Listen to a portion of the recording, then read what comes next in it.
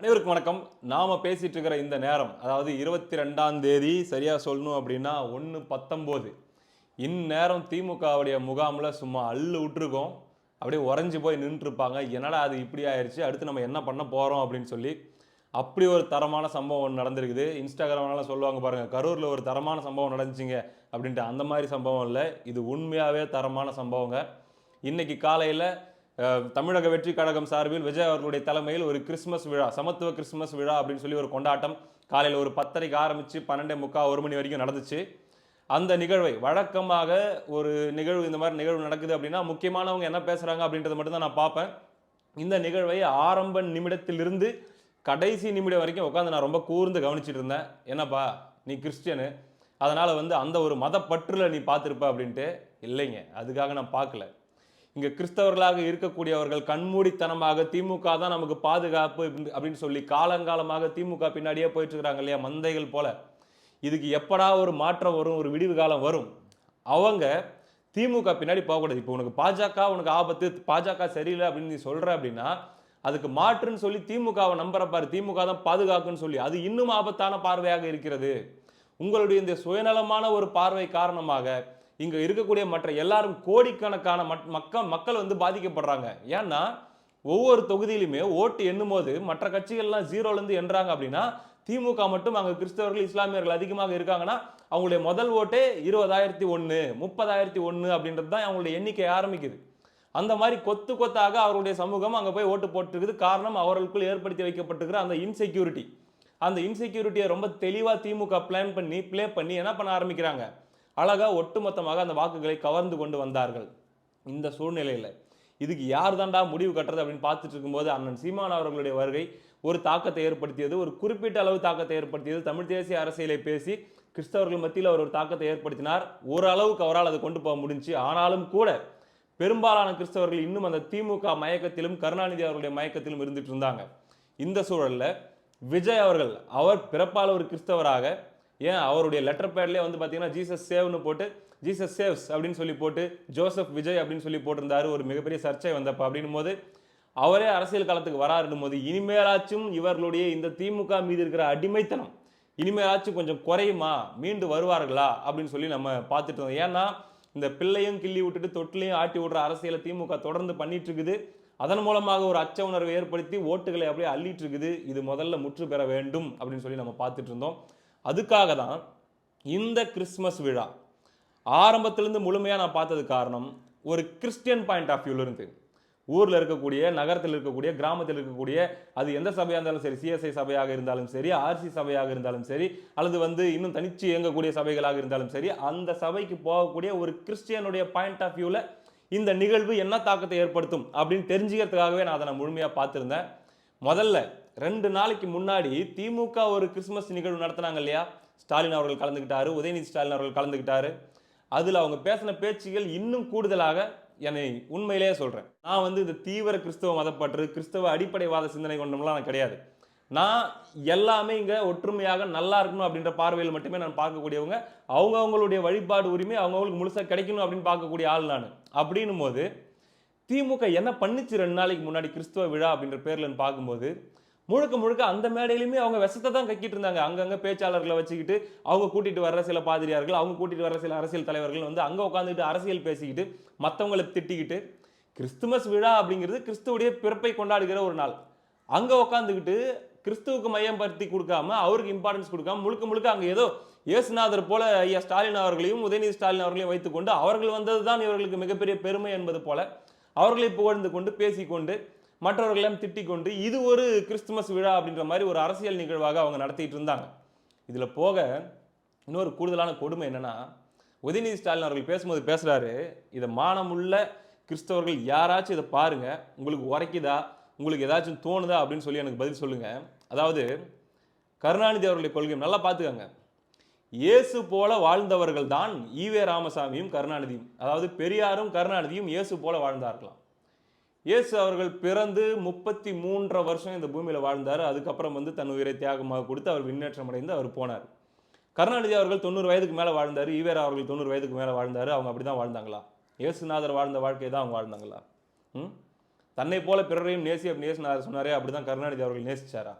அப்படி நேசிச்சிருந்தா ஏன் 1,50,000 பேர் ஈழத்தில் கொத்து கொத்தாக சாக போகிறாங்க? பேசணும்னு நிறைய பேசிட்டே போகலாங்க. கொஞ்சம் கூட மனசாட்சியே இல்லாமல் இயேசுநாதர் மாதிரி தான் கருணாநிதி அவர்களும் ஈவேரா போறவர்களும் எல்லாம் ஒன்று தான் அப்படிங்கிறாங்க. எங்கே கொண்டு வந்து யாரை நிறுத்திருக்காங்க பார்த்தீங்களா? அதே போல் இயேசுவுடைய கொள்கைகளும், அதாவது கிறிஸ்தவம் என்ன கொள்கையை போதிக்குதோ அதுதான் எங்கள் கொள்கையும் போதிக்குது அப்படின்ட்டு. என்ன போதிக்குது?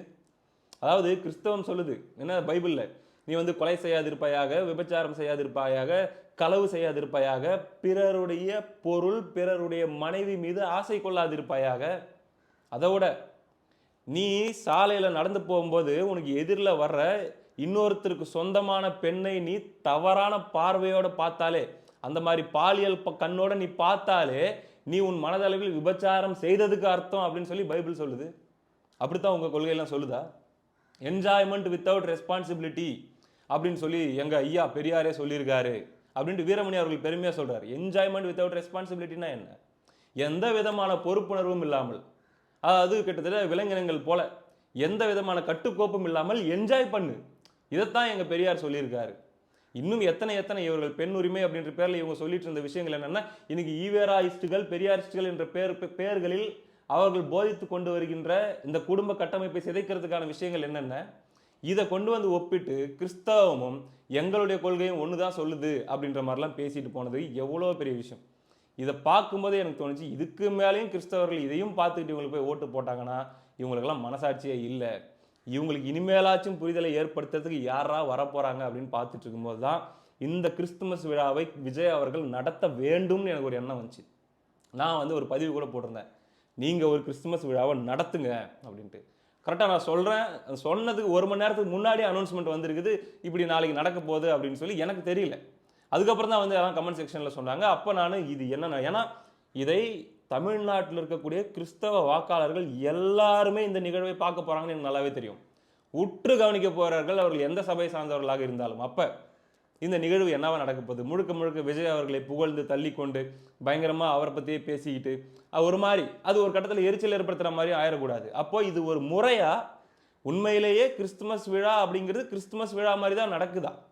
அவர்களுடைய பாயிண்ட் ஆஃப் வியூவில் எப்படி இருக்கும் அப்படின்றதையே நான் நோட் பண்ணிட்டு இருந்தேன். ஆரம்பம் முதற்கொண்டு பேச வந்த முதல் ஆள் முதற்கொண்டு அதிகமாக பார்த்தீங்கன்னா அந்த இடத்துல எப்படி நன்னெறி கருத்துக்களை போதிக்கிறது, எப்படி வாழணும், எப்படி சகோதரத்துவமாக இருக்கணும், எப்படி ஒற்றுமையாக இருக்கணும், அங்கே 90% மேலே அரசியலே இல்லை. அந்த மேடையில் முழுக்க முழுக்க அங்கே கிறிஸ்தவை மையப்படுத்தி அந்த கொண்டாட்டத்தை மையப்படுத்தி அன்பை போதித்தல், அன்பை பரிமாறிக்கொள்ளுதல், இந்த கருத்துக்களை மட்டுமே பேசிக்கிட்டு பெரும்பாலும் அரசியலே பேசாமல் எல்லாருமே வந்து பார்த்தீங்கன்னா பேச்சுக்களை முடிச்சுட்டு போனாங்க.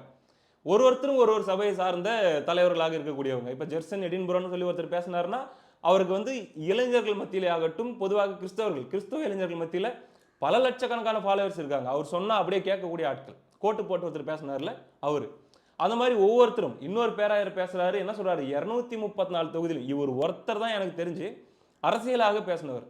மற்றவங்க யாருமே அரசியல் பேசல. இவர் தான் கொஞ்சம் உணர்ச்சி வசப்பட்டு அரசியல் பேசினார். என்ன பேசினார் அப்படின்னா, 234 தொகுதியிலும் நாங்கள் உங்கள் கூட இருப்போம், உங்கள் கூட நாங்கள் நிற்கிறோம், இன்னும் பல்வேறு கூட்டமைப்புகள், இன்னும் பல்வேறு கிறிஸ்தவ அமைப்புகளை நாங்கள் கொண்டு வருவோம், உங்களுக்கு துணையாக நாங்கள் நிற்போம், நீங்கள் தைரியமாக இருங்க அப்படின்னு சொல்லி பிளஸ் பண்ணிட்டு போகிறாங்க.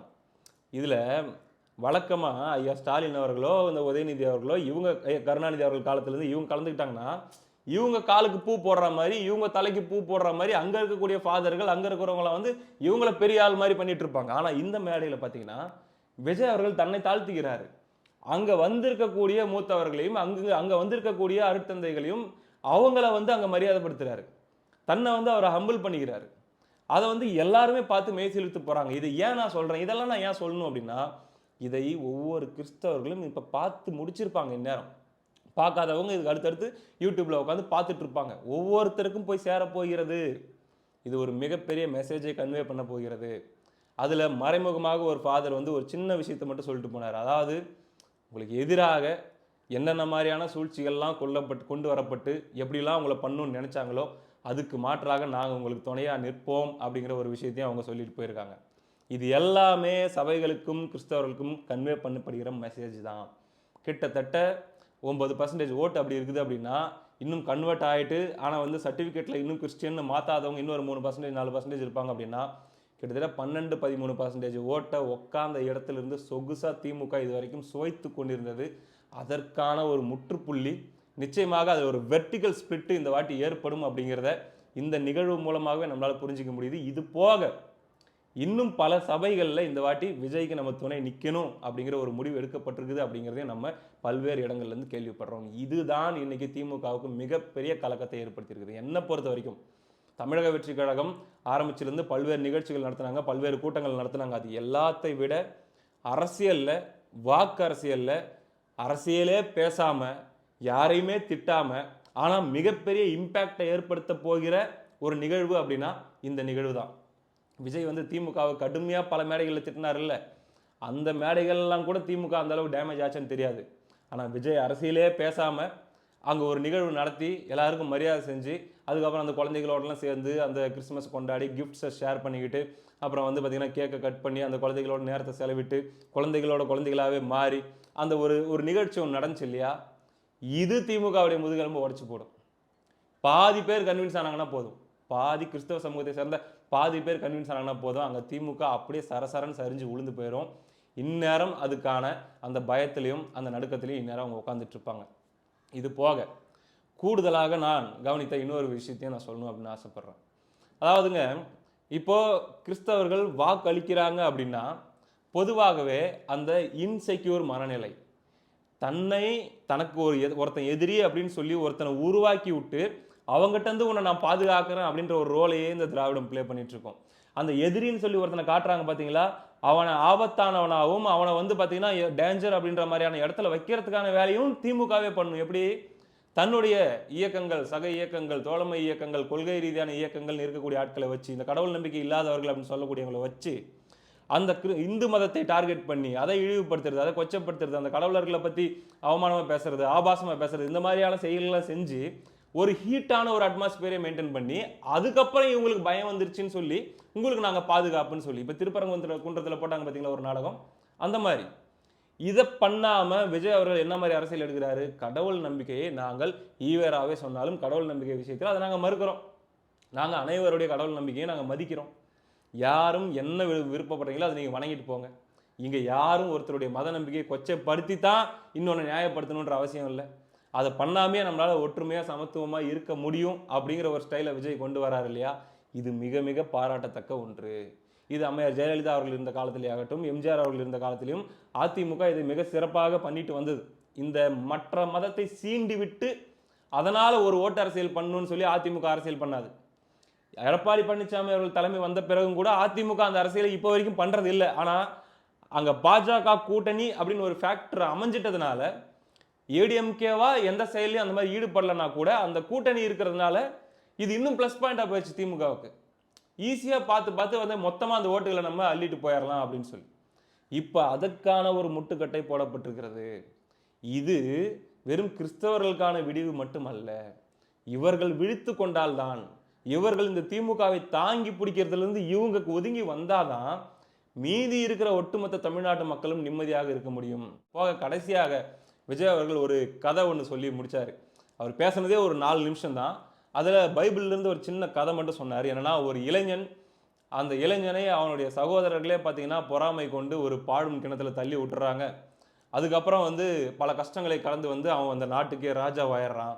அந்த இளைஞனுடைய பேர் என்ன அப்படின்னு சொல்லி உங்க எல்லாருக்கும் தெரியும் அப்படின்னு சொல்லுவார். பேர் அவர் சொல்லியிருக்க மாட்டார். பைபிளில் நிறைய கதைகள் இருக்கு, அதை படிக்காதவங்க படிச்சு பாருங்க. அதில் குறிப்பாக உன்னை பற்றி சொல்லணும்னா, ஒரு இளைஞனுக்கு எதிராக தன்னோட சொந்த சகோதரர்களே பொறாமைப்பட்டு அவனை பாழும் கிணத்தில் தள்ளிவிட்டு அதுக்கப்புறம் அவர் எப்படி மீண்டு வந்து அந்த நாட்டுக்கே அரசனாகி தனக்கு துரோகம் செஞ்ச தன்னுடைய சகோதரர்கள் மட்டுமல்ல அந்த நாட்டையே எப்படி காப்பாத்தினாருன்னு சொல்லி இந்த மாதிரி நிறைய இன்ட்ரெஸ்டிங்கான கதைகள்லாம் பைபிளில் இருக்கு. படிக்காதவங்க படிச்சு பாருங்க. அந்த குறிப்பிட்ட கதை யாரை பற்றின கதைன்னு நான் சொல்லி தெரிய வேண்டிய அவசியம் இல்லைன்னு நினைக்கிறேன். ஆக்சுவலி அது என்ன கதை அப்படின்னா, ஒரு அப்பா, அவருக்கு 12 பசங்க இருப்பாங்க. அதில் வந்து இளைய மகன் அல்லது வந்து இளைய மகனுக்கு முந்தைய மகன் அப்படின்னு நினைக்கிறேன். அவர் பேர் யோசேப்பு, இங்கிலீஷில் ஜோசப். விஜய் அவருடைய பேர் ஜோசப் விஜய். அதை தான் அவர் மென்ஷன் பண்ணி சொல்கிறார். அந்த ஜோசப் என்ன பண்ண போடுறாருன்னா, அவர் வந்து ரொம்ப ஸ்மார்ட்டாக இருக்கார். நான் ரொம்ப டீட்டெயிலாக சொல்ல விரும்பல, உங்களுக்கு சொல்கிறேன், ரொம்ப பிப்ளிக்கலாக போகாமல் அப்படியே அந்த கதையை மட்டும் நான் சொல்கிறேன். அவர் ரொம்ப ஸ்மார்ட்டாக இருக்கார். அது மற்ற அண்ணன் தம்பிகளுக்கெல்லாம் அவர் மேலே பொறாமை ஏற்படுத்துது. அப்பா அவர் மேலே ரொம்ப பாசமாக இருக்காரு. அதுவும் மற்ற அண்ணன் தம்பிகளுக்கெல்லாம் அவர் மேலே பொறாமை ஏற்படுத்துது. அதனால ஆடு மேய்க்கிறதுக்கு காட்டுக்குள்ளே கூட்டு போயிட்டு அப்படியே என்ன பண்ணுறாங்க அப்படின்னா, தம்பியை அடித்து ஒரு பாலுங்கிணத்துக்குள்ளே தள்ளி விட்டுட்டு வீட்டுக்கு போயிட்டு அப்பா கிட்ட, இல்லைப்பா தம்பி எங்களுக்கு சாப்பாடு கொண்டு வரும்போது தம்பியை ஏதோ ஒரு கொடிய மிருகம் அடித்து கொன்றுச்சு அப்படின்னு சொல்லி அந்த தம்பியோட சட்டை மட்டும் போகும்போது கழட்டிட்டு போயிடுறாங்க. அதில் ஒரு ஆட்டு ரத்தத்தை கலந்து எடுத்துகிட்டு போயிட்டு தம்பி செத்து போயிட்டான், அந்த சட்டை தான் எங்களுக்கு வர வழியில் கிடச்சின்னு சொல்லி அவங்க அப்பாட்ட கொடுத்துட்றாங்க. அவங்க அப்பா அப்படியே மனநலம் அப்படியே ரொம்ப பாதிக்கப்பட்டு ரொம்ப வேதனை அடைஞ்சு அப்படியே ஒரு உட்காந்துறாரு இடிஞ்சு போயிட்டு.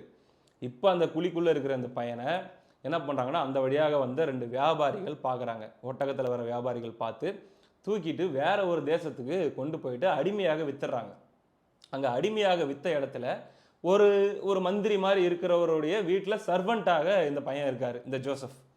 அப்படி இருக்கும்போது அங்கேயும் ரொம்ப ஆனஸ்ட்டாக ரொம்ப கரெக்டாக எவ்வளோ முடியுமோ அவ்வளோ ஒழுக்கமாக அங்கே அவர் இருக்காரு, செயல்படுறாரு. அப்போது அங்கே இருக்கக்கூடிய இடத்துல ஒரு பொய் குற்றச்சாட்டு இந்த ஜோசப் மேலே வைக்கப்படுது. ஒரு பெண்ணை வைத்து ஒரு பொய் குற்றச்சாட்டு, அந்த மந்திரியுடைய மனைவியை வைத்து, அந்த மனைவி தான் அதுக்கு காரணம். அப்படின்னும் போது அந்த பொய் குற்றச்சாட்டை நம்பி இந்த ஜோசப்பை தூக்கி சிறையில் போட்டுறாங்க. அப்படி சிறையில் கிட்டத்தட்ட மரண தண்டனை கைதின்ற ஸ்டேஜுக்கு வந்து அவரை சிறைக்குள்ளே போட்டுறாங்க. அப்படி சிறையில் இருக்கும் பொழுது அவருக்கு சில கனவுகள் வருது. அந்த கனவுகள் மூலமாக அந்த நாட்டுக்கு அதுக்கு அடுத்து வரப்போகிற ஆபத்துகளெல்லாம் அவர் சரியாக சொல்கிறாரு. பஞ்சம் வரப்போது இப்படிலாம் நடக்கும் அப்படிங்கிறதெல்லாம். அதை கேள்விப்பட்டு அந்த மன்னர் கூப்பிட்டு என்ன ஏதுன்னு பார்க்கும்போது இவர் சொன்ன மாதிரி அடுத்தடுத்து 7 வருஷத்தில் அது நடக்குது. அப்போ இவன்கிட்ட இறைவனுடைய பவர் இருக்குது அப்படின்னு சொல்லி நம்பி அந்த ஜோசப்புக்கு என்ன பண்ணுறாங்கன்னா பொறுப்புகள் கொடுக்க ஆரம்பிக்கிறாங்க. அவர் சிறப்பாக அந்த பஞ்சத்தை கையாண்டு அந்த நாட்டை வந்து ரொம்ப பாதுகாப்பு மிக்க நாடாக விளைச்சல் காலத்திலே எல்லாத்தையும் பெரிய அளவில் சேமித்து வச்சு, அதுக்கப்புறம் பஞ்சம் வரும்போது அந்த சேமித்து வச்ச பொருள்கள் மூலமாக அந்த ஒட்டுமொத்த நாட்டுக்கும் வந்து அவர் எல்லாத்தையுமே பிரித்து கொடுத்து அந்த பஞ்சத்திலேருந்து காப்பாற்றுறாரு. இது போக சக நாடுகளிலிருந்தும் வந்து அவங்களுக்கு தேவையான உணவுப் பொருட்கள்லாம் வாங்கிட்டு போகிறாங்க. அப்படி அவங்க பக்கத்து நாடு தான், அவங்க அப்பா அவங்களுடைய அண்ணன் தம்பிகளாக இருந்த நாடு, அவங்க அந்த பஞ்சத்தில் இருந்தவங்க இந்த நாட்டுக்காக வராங்க. இந்த நாட்டுக்கு அங்கே தம்பி தான் வந்து மன்னர் பொசிஷனில் அல்லது வந்து மந்திரி பொசிஷனில் இருக்காருன்னு தெரியாது. மன்னர் அப்படிங்கிற இடத்த தவிர மீது எல்லா பொறுப்புமே அந்த தளபதி, அந்த பொறுப்பு வந்து பார்த்தீங்கன்னா ஜோசப்புக்கு தான். அப்போ அவங்க வந்து பார்க்கும்போது அண்ணன்களை இவர் அடையாளம் கண்டுக்கிறார். ஆனால் அண்ணன்களுக்கு இவர் அடையாளம் தெரியல, ரொம்ப சின்ன வயசுல தூக்கி போட்டாங்க. அதுக்கப்புறம் அப்படியே போவோம். அதுக்கப்புறம் இவங்க எல்லாரும் ஒன்றா இணைவாங்க, ரொம்ப மகிழ்ச்சியாக வாழ்வாங்க அப்படின்ற மாதிரி அந்த சம்பவம் நடக்கும். இந்த கதையை தான் விஜய் அவர்கள் ரொம்ப சுருக்கமாக அந்த மேடையில் சொல்கிறார். புறக்கணிக்கப்பட்டு எல்லாராலும் தூக்கி எறியப்பட்டு துரோகம் செய்யப்பட்ட வந்த ஒரு இளைஞன் ஒரு நாட்டுக்கே தலைவனாக மாறுகிறான். அது யாருன்னு பேர் சொல்ல தேவையில்லை அப்படின்னு சொல்லி அவர் சொல்லி முடிச்சிருப்பாரு. இந்த ஒரு சம்பவமும் கிறிஸ்தவர்கள் மத்தியில் மிகப்பெரிய ஒரு சென்டிமெண்டலான தாக்கத்தை ஏற்படுத்தும். ஏன் நான் முழுக்க முழுக்க கிறிஸ்டியன் பாயிண்ட் ஆஃப் வியூலேருந்து இதை அணுகிறேன்னா, இது கிறிஸ்தவர்களை என்ன மாதிரி கன்வின்ஸ் பண்ண போறார் விஜய் அப்படின்றத தான் நான் நோட் பண்ணிட்டே இருந்தேன். அப்படின் போது அவன் எப்படி ஒடுக்கப்பட்டானோ, அவன் எப்படி காயப்படுத்தப்பட்டானோ, அவன் எப்படி பொய் குற்றச்சாட்டுகள் மூலமாக அவன் தண்டனைக்குள்ளானானோ, பல பேராலும் அவன் குற்றவாளி என்று தீர்ப்பெடுக்கப்பட்டானோ, அதே தான் விஜய்க்கும் நடந்திருக்குது. அவன் எப்படி வந்து எல்லாருக்கும் தலைவனாக மாறினானோ அந்த மாதிரி விஜய் மாறுவார் அப்படிங்கிற மாதிரியான அந்த செய்தி தான் கிறிஸ்தவ மக்களுக்கு நம்மள ஒருத்தன், இவன் நம்ம ஆளு, இவனுக்கு இவ்வளோ கஷ்டத்தை கொடுக்குறாங்க அப்படிங்கிற உணர்வை அந்த மக்களுக்கு கடத்துறதை வந்து ஒரு நிமிஷத்தில் விஜய் அவர்கள் பண்ணிட்டு போயிட்டாரு. One of the smartest moves அப்படின்னு நான் சொல்லுவேன். அப்படியாக ஒட்டுமொத்தமாகவே அந்த நிகழ்வு நிஜமாகவே ஒரு எப்படி சொல்கிறது, ஒரு டிவைனான, ஒரு ஆர்ப்பாட்டம் இல்லாத, ஒரு ஒழுக்கமான ஒரு நிகழ்வாக கிறிஸ்துமஸ் அப்படின்னு நடத்தினா அங்கே முழுக்க முழுக்க அன்பை போதிக்கிறதும் கிறிஸ்து சொன்ன கருத்துக்களை போதிக்கிறதுமாக இருந்து அப்படியே முடிச்சுக்கிட்டாங்க. எந்த இடத்துலையுமே இவர் இயேசுவுக்கு சமம், இவர் அதுக்கு சமம், இதுக்கு சமம்னு விஜயை பற்றி யாரும் பில்டப் கொடுத்துக்கிட்டுலாம் இல்லாமல் ரொம்ப நீட்டாக நடந்துச்சு. இந்த நிகழ்வு அரசியல் அடுத்து வரப்போகிற 2026 தேர்தலுக்கு இது ஒரு முக்கியமான, ஏதோ ஆர்ப்பாட்டம் இல்லாத சின்ன நிகழ்வு மாதிரி தெரியலாம், முக்கியமான திருப்பு முனையை, திமுக முதுகெலும்பை உடைக்கக்கூடிய ஒரு திருப்பு முனையை ஏற்படுத்தும் அப்படின்னு நான் நம்புகிறேன். அடுத்த காணொலியில் சந்திப்போம். நன்றி.